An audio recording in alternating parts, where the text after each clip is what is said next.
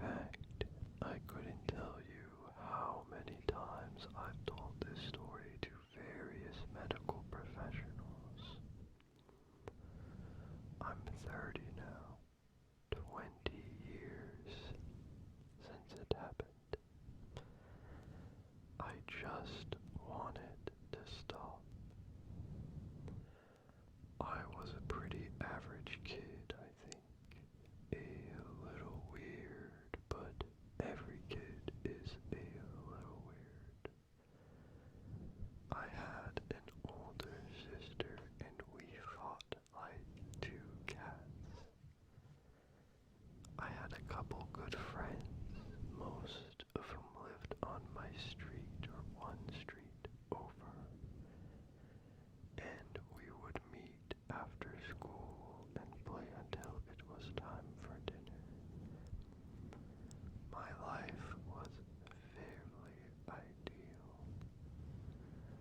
I played soccer, I think. Honestly, I have a lot of trouble remembering much of my childhood. But I remember that I got a Nintendo DS for my 10th birthday, and we had a big party in the backyard. Practically the whole neighborhood showed up. My birthday was just before school got out for the summer, so the air buzzed with excitement and the evening was warm and felt more alive than other nights. The grown-ups started a fire in our little pit, and they sat around it and drank beer while we ran around. I was allowed to stay up past when I usually went to bed, and the other kids chased fireflies with me and roasted marshmallows until late. I remember going to bed happy, excited for summer, and exhausted. I fell asleep quickly, the peel and stick glow and the dark stars and moons shining on the ceiling above my head. Waking up the day after my birthday, something felt off. I couldn't put my finger on it. I hadn't had a nightmare. It wasn't that. I slept better than I could really remember ever sleeping. It was late, I realized. That must be it. My mom usually woke me up around 8 if it wasn't a school day. She said it was a good habit to be in the routine of waking up early and starting your day on the right foot.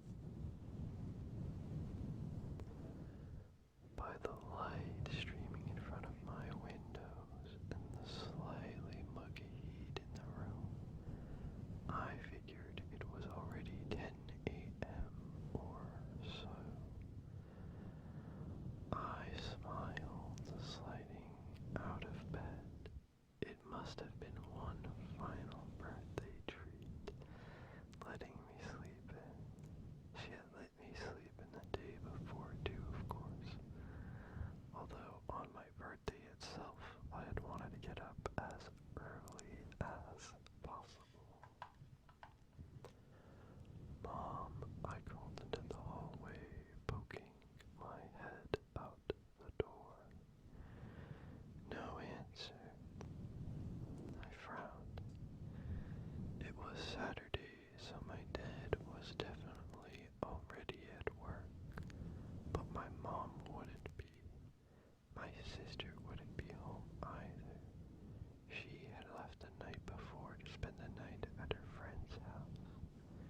She was 13 now and allowed to have sleepovers, for which I was eternally jealous.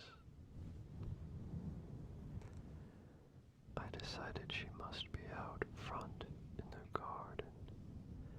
I put on a shirt and left my room. I smelled coffee, but there was none left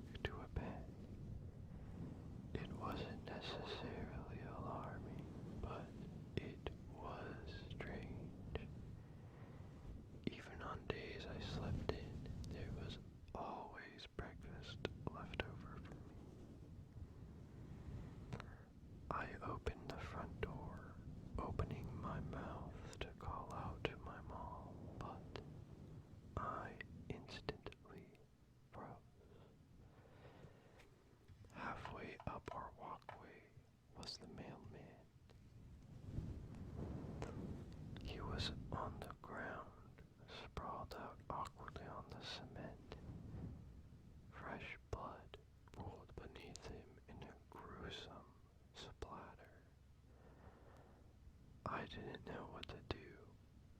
I couldn't move. His limbs were bent at horrible angles. His face pointed away from me. It almost looked like some omnipotent force, had lifted him in the air and then slammed him back down. The package he must have been delivering lay a few feet away, the cardboard dented and soaked in red. I didn't need any confirmation. He was dead. It wasn't a question. I had never seen a dead person before. Sometimes my parents had watched horror movies, but that hardly counted.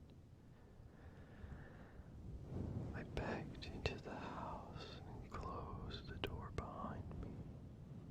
My mind was racing too fast, and my heart felt like it might burst out of my chest. Everything in my body was reeling, so much so that all I could do was move slowly in a faux sense of calm. Mom, I called out again into the silent house, my voice breaking. Mom, are you home? Something happened outside. Mom. No one answered. The house felt way too quiet. All I could hear was the blood rushing in my ears. I had to brace myself up against the wall as I made my way to my parents' room because I was almost shaking too hard to hold myself up. Mom. I pushed open her bedroom door. It creaked, the sound almost deafening against the silence that blanketed the room. Our old gray cat, Gumbo, weaseled her way through the crack and slipped out into the hallway, brushing against my leg on her way. I saw a lump in the bed. For a moment, I thought it was just pillows, but then I realized it couldn't have been. The bed was made, and all the pillows were accounted for, leaning against the headboard. Mom, are you asleep? It came out as a whisper, even though it wasn't like I had been trying not to wake her up. I wanted her awake, badly. I think I just somehow already knew. Something was hanging in the air, this heaviness, like the whole world had been blanketed in a thing that was empty and hot and dead. A desert popped into my head, a place that was so far away from everything and completely devoid of anything, devoid of life. When I pulled back the covers, the shock washed over me like an electric zap. Every one of my veins and bones and muscles felt 20 degrees hotter than they should have been. There was blood everywhere. I could barely see any section of the sheets that wasn't soaked in it. It looked like the cherry juice we sometimes made from the tree in our backyard, squashing the berries with our hands and laughing as the sticky syrup trickled down our wrists. Her eyes were open. Her mouth was open too, wide open, like she was about to scream. I gagged, stumbling backwards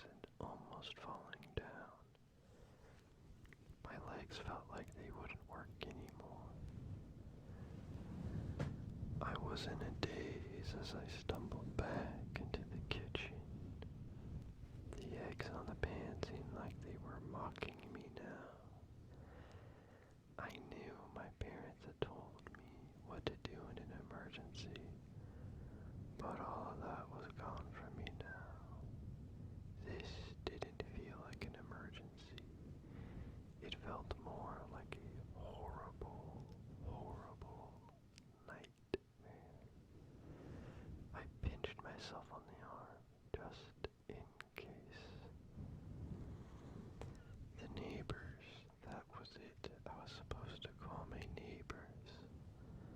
The number was on a sticky note next to the phone.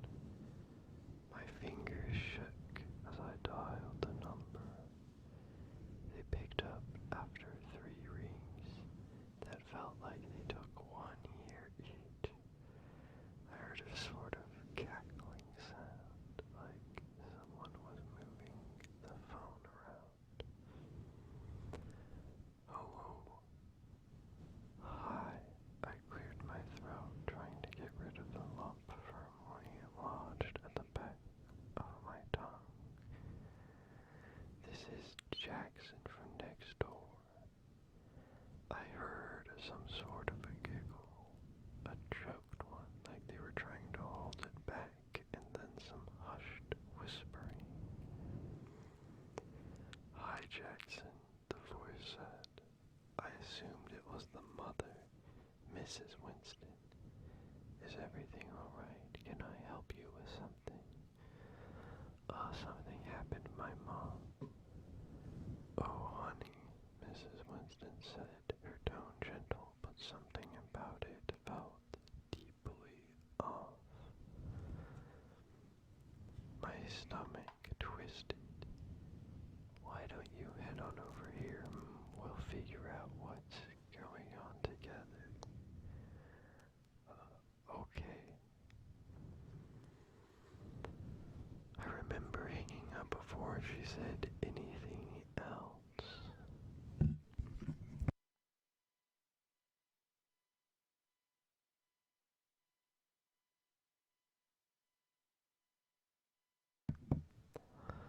I remember hanging up before she said anything else. Something about her voice was unnerving me. Still, I didn't know where else to go. I slipped out the back door so I wouldn't have to walk past the mailman, Gumbo watching me go. I knocked on the neighbor's door. No answer. I knocked again. Still nothing. I stepped into the flower beds, peering into the windows. Someone was lying on the couch, their head tilted back like they were staring up at the ceiling. For a moment, that was what I thought was happening, until I saw that their chest was opened up like a patient on a surgery table. All guts and organs and blood. So much blood. It was Mr. Winston in his sweater vest and brown dad shorts, dead like the mailman, dead like my mom. Something came over me and I burst through their front door. It was unlocked, which I hadn't really expected, so I went tumbling into the room, landing on my stomach, my face slamming into the floor. Face to face with Mrs. Wilson, who lay dead in front of the phone. Her eyes were open too. There was a fly on one of them, crawling across the white, pausing every few seconds to rub its hands together. I had started to cry. It was finally hitting me that this was real, not some dream. And I desperately wanted my mom.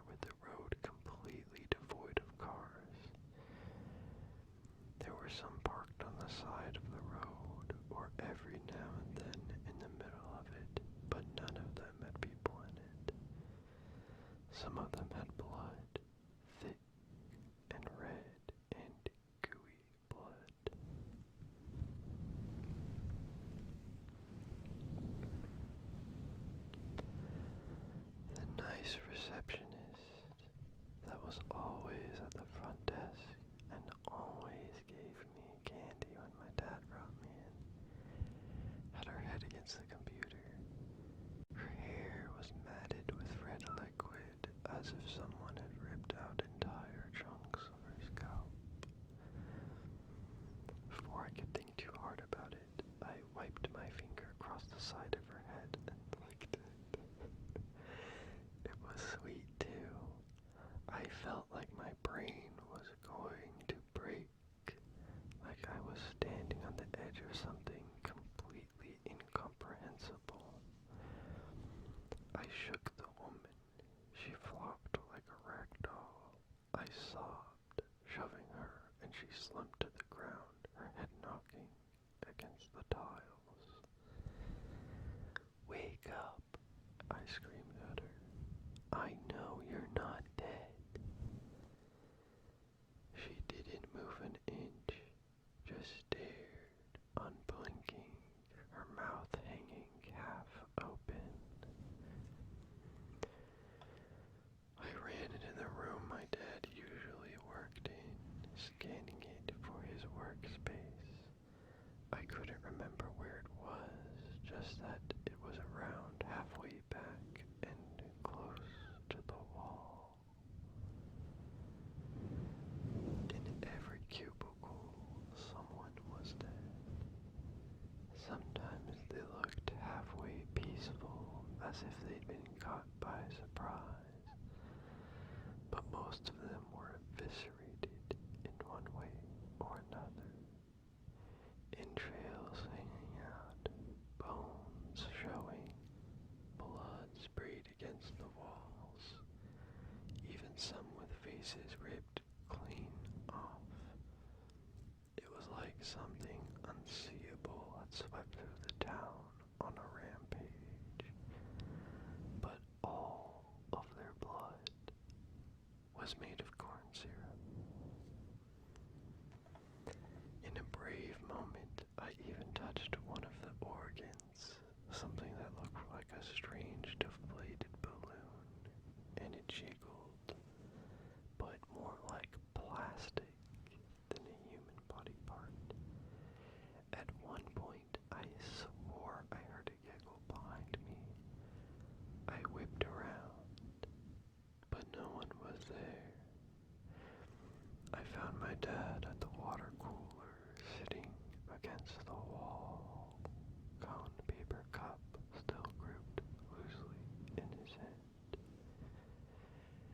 He stared straight ahead, blood leaking from his eyes, nose, and mouth like he'd exploded from the inside. Dad, I whispered, grabbing his shoulder. This isn't funny. Please, stop. There was a strange look on his face that I could just barely make out through the red. Almost like a smile. Like a smile someone would only make if they were trying very hard not to.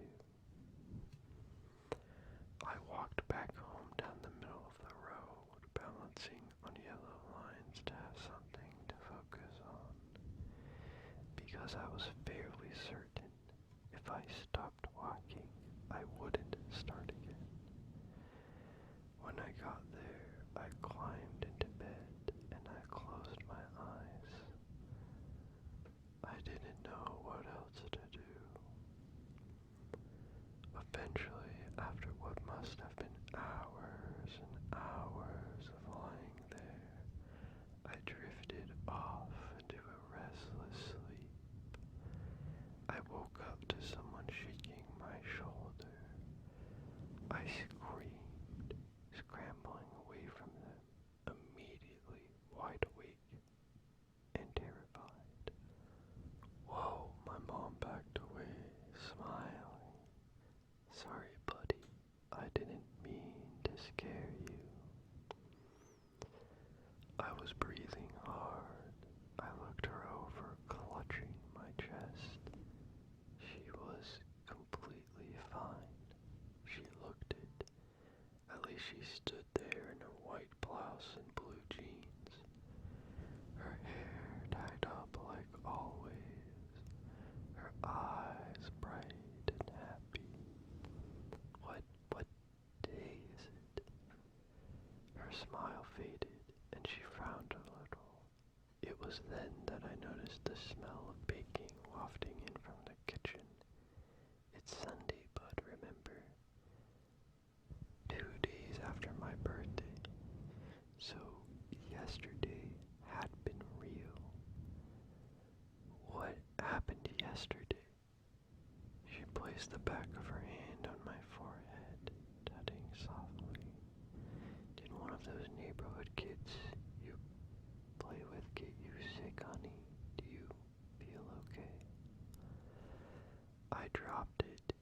because I didn't know what to say. I convinced myself maybe I really was sick. Maybe it had been some kind of feverish hallucination. And I was so relieved to see her. I didn't want to think about any of it anymore.